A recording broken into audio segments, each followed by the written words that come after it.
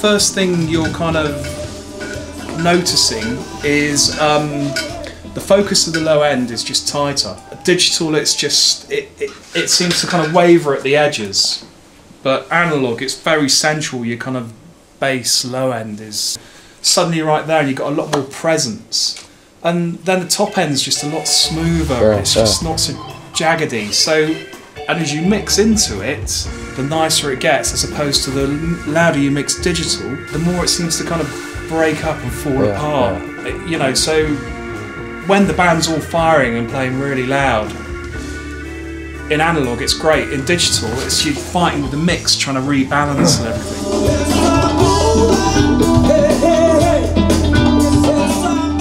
Doing it out in a gig is an unknown quantity every day.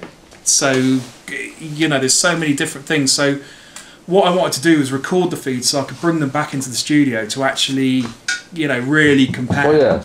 You know, I wasn't being fooled with what was going on with the room that day. If it comes through like that. Oh, definitely. It was fantastic.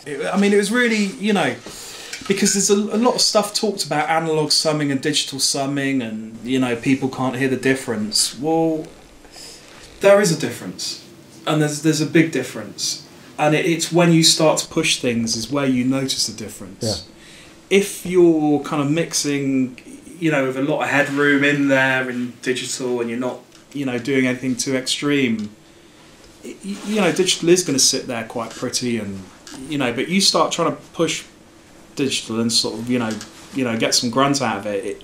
It doesn't react the same way as analog does. It's how things react to each other.